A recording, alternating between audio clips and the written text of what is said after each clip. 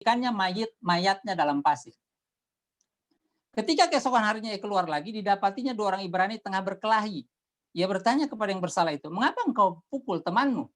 Tetapi jawabnya, "Siapakah yang mengangkat engkau menjadi pemimpin dan hakim atas kami?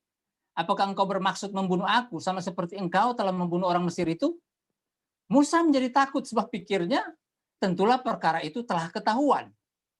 Ketika Firaun mendengar tentang perkara itu, dicarinya ikhtiar untuk membunuh Musa. Tetapi Musa melarikan diri dari hadapan Firaun dan tiba di tanah Midian, lalu ia duduk-duduk di tepi sebuah sumur. Itu cerita yang pertama. Cerita yang kedua di Keluaran 14. Saya ambil 2 ayat saja, ayat 26 sampai 27. Berfirmanlah Tuhan kepada Musa, "Ulurkanlah tanganmu ke atas laut supaya air berbalik meliputi orang Mesir, meliputi kereta mereka dan orang mereka yang berkuda." Musa mengulurkan tangannya ke atas laut, maka menjelang pagi, berbaliklah air laut ke tempatnya, sedang orang Mesir lari menuju air itu. Demikianlah Tuhan mencampakkan orang Mesir ke tengah-tengah laut. Jadi dari kedua cerita ini, kita bisa lihat bagaimana Musa merasa ingin berbuat sesuatu bagi bangsanya, tapi sebaliknya, ia tidak diterima oleh bangsanya sendiri. Jadi, apakah Musa bekerja untuk Allah dengan kemampuan manusianya, atau apakah Allah bekerja melalui Musa dengan kemampuan ilahinya? Di sini kita melihat bahwa sekali lagi, bukan oleh keperkasaan maupun dengan kekuatan. Akan sia-sia. Seperti yang dilakukan Musa, dia mencoba untuk bekerja, berbuat sesuatu bagi bangsanya, tapi justru ia ketakutan karena perbuatannya ketahuan. Memang unik Musa ini, saudara, ketika dia mencoba berbuat sesuatu untuk bangsanya, ia lari justru karena Firaun mengikhtiarkan kematiannya. Justru di 40 tahun pelariannya di Midian, Tuhan mengutus dia. Justru dia berargumen dan menolak panggilan Tuhan. Unik memang, di saat dia mau berbuat sesuatu, sepertinya tidak ada respons dari bangsanya sendiri. Lalu di bagian kedua, di waktu Tuhan mau memanggil dia, mau memakai dia, justru dia yang berargumen dengan alasan, "Aku tidak petah lidah, aku tidak fasih berbicara," dan lain sebagainya. Alasan-alasan. Jadi kita tahu sama-sama bahwa kalau kita baca keseluruhan Keluaran ini, dalam artian untuk khusus cerita Musa, bagaimana Musa dipanggil Tuhan ini, sebenarnya di sini Musa harusnya menyadari bahwa waktu pertama kali dia mau melakukan itu oleh karena kekuatannya. Jadi di sini jelaskan, bukan oleh keperkasaan maupun dengan kekuatan. Seorang penulis Kristen, Nyonya Ellen G. White, berkata di Letters and Manuscript volume 1 halaman 532. Demikian. Demikian sepertinya halnya pengkhotbah harus dikuasai oleh Roh Tuhan, demikian pula dengan penulis bacaan rohani. Jika keselamatan Tuhan ada pada diri penulis bacaan rohani, kuasa yang sama juga akan dirasakan oleh pembaca. Tetapi tulisan yang tidak sepenuhnya dihasilkan demi kemuliaan Tuhan, tidak sepenuhnya diabdikan kepadanya, para malaikat akan merasakan kekurangannya dalam kesedihan. Mereka akan berpaling dan tidak akan mengesankan pembaca karena Tuhan dan Roh-Nya tidak ada di dalamnya. Kata-katanya baik, tetapi tidak memiliki kehangatan oleh pengaruh Roh Allah. Niat Musa baik, tetapi tidak memiliki pengaruh Roh Allah. Jadi bukan oleh keperkasaan maupun dengan kekuatan. Prinsip ini berlaku untuk semua tugas, baik pelayanan, mengajar, memimpin, proyek misi, melatih anak, atau apapun. Satu sekali lagi, penulis Kristen Ellen G. White menyatakan, bukan kekuatan yang berasal dari manusia yang membuat pekerjaan berhasil. Adalah kekuatan, kecerdasan surgawi yang bekerja dengan agen manusia yang membawa pekerjaan ke kesempurnaan. Jadi, hanya lewat kuasa surgawi, kecerdasan surgawi, yang akan membawa pekerjaan kepada kesempurnaan. Yang kedua, kemampuan manusia hanya mencapaikan hasil manusia. Ya, Musa sepertinya berhasil membela bangsanya, tetapi akhirnya dia menjadi buronan Firaun. Dia lari. Jadi kemampuan manusia hanya mencapai hasil manusia. Dengan kata lain, apapun yang menjadi keinginan atau tujuan kita, bila mana tidak dengan kuasa Allah,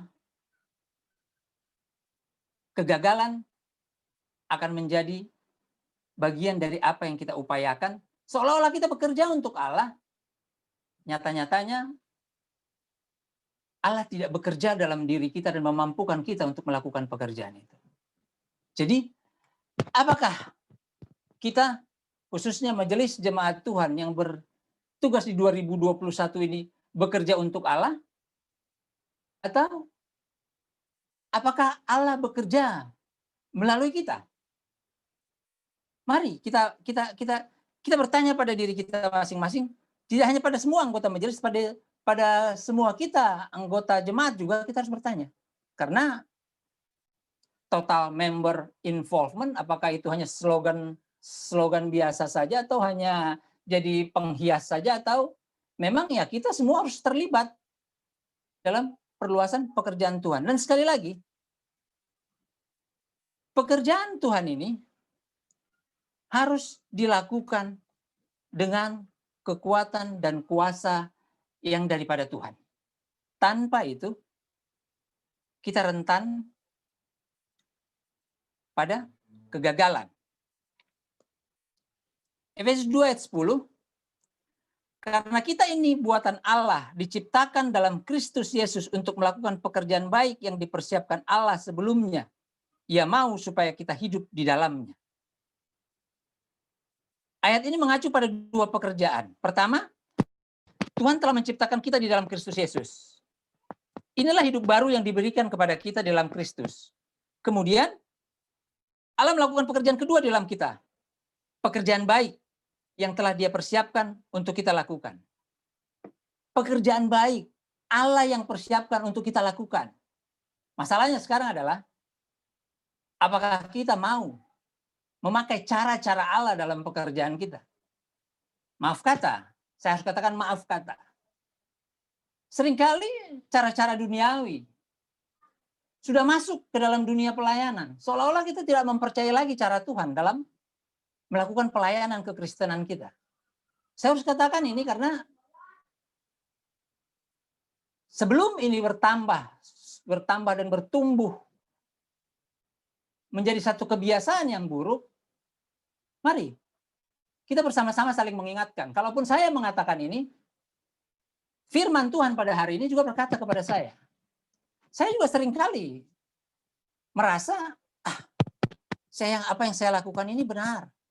Tapi kalau saya lihat dari apa yang Tuhan kehendaki, contoh, kita seringkali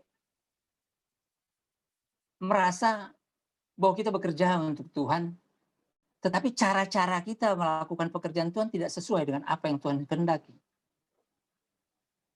Jadi saya mau semua kita kembali kepada apa yang menjadi cara Tuhan dalam menyelesaikan pekerjaannya. Apa dan bagaimana cara Tuhan? Hiduplah dalam Roh Kudus. Itu pertama. Sekali lagi penulis Kristen Ellen G. White menyatakan, sampai mereka menerima Roh, mereka tidak dapat menyadari apa yang Allah dapat lakukan melalui mereka.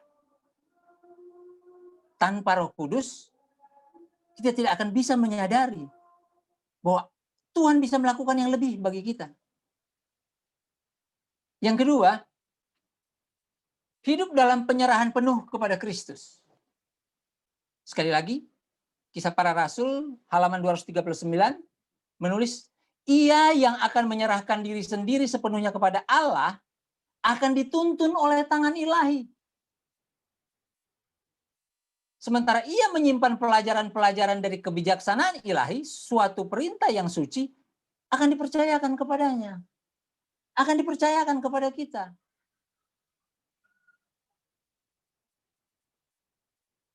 Akan dipercayakan. Dengan menyelesaikan tugas yang telah Allah persiapkan untuk kita, kita bertumbuh dalam iman.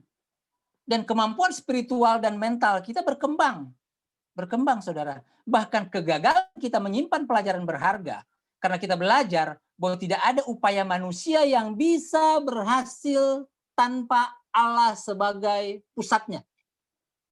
Hanya Allah pusatnya, saudara.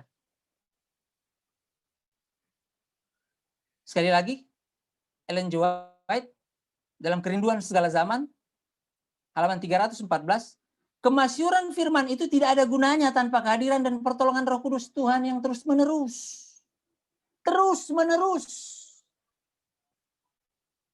Terus-menerus artinya tak berkeputusan. Pergumulan kita bersama, seperti yang saya katakan tadi, harus terus-menerus melalui kehadiran dan pertolongan Roh Kudus Tuhan. Ya, kita bergumul akan hal ini. Kita harus melakukan ini.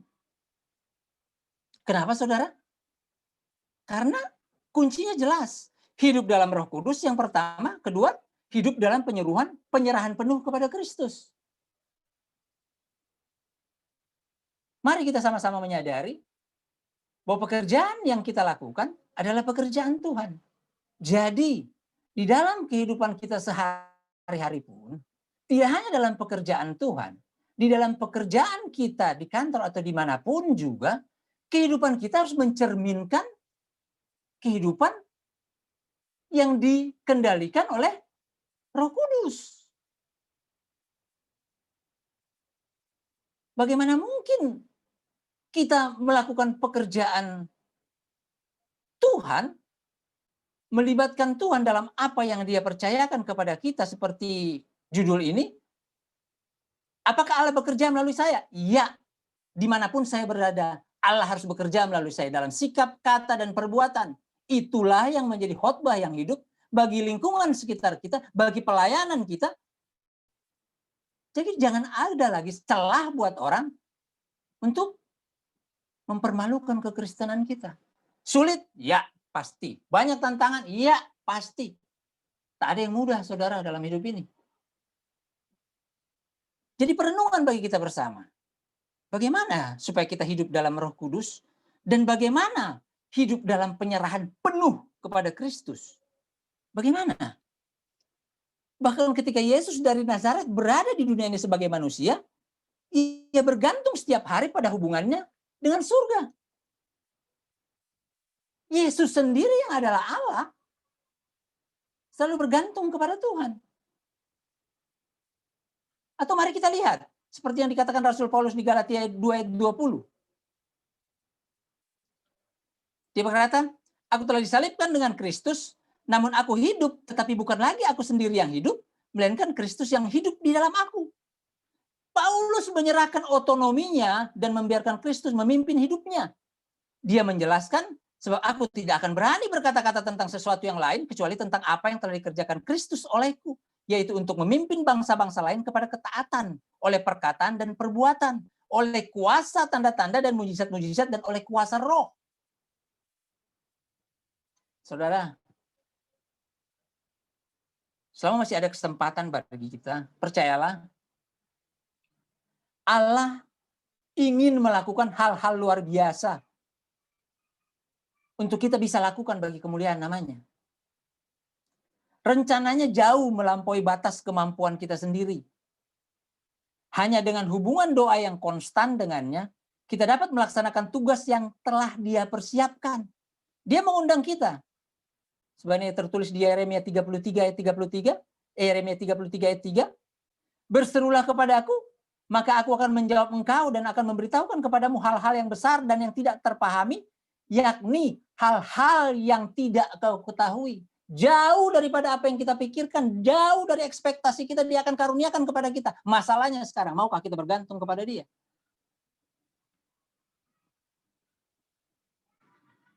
Maukah kita bertanya pada diri kita, benarkah Tuhan apa yang saya kerjakan ini? Benarkah yang saya lakukan ini adalah pekerjaan Tuhan yang bekerja melalui saya? Melalui kuasa Tuhan yang ada dalam diri saya?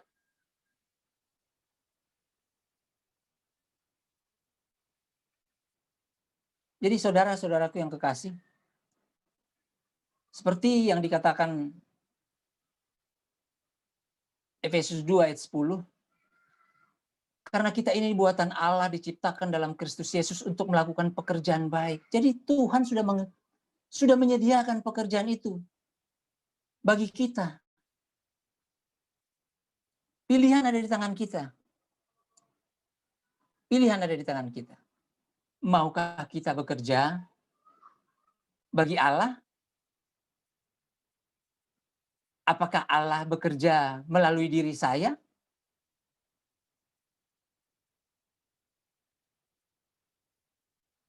Kita bisa menjawabnya dalam diri kita masing-masing, saudara-saudara. Jelas, di dalam 10 hari berdoa ini, kalau kita urut-urut pelajaran ini, berkesinambungan dari satu ke yang lainnya. Jadi apakah Allah bekerja melalui saya? Jawabannya harusnya iya. Karena tidak hanya di dalam pekerjaan Tuhan, di dalam kehidupan kita sehari-hari, kita harus menunjukkan bahwa Allah bekerja melalui diri kita. Agar dalam setiap sikap, kata, dan perbuatan kita, kita senantiasa menggambarkan kasih Tuhan di tengah-tengah lingkungan. Agar nama Tuhan ditinggikan melalui perilaku kita.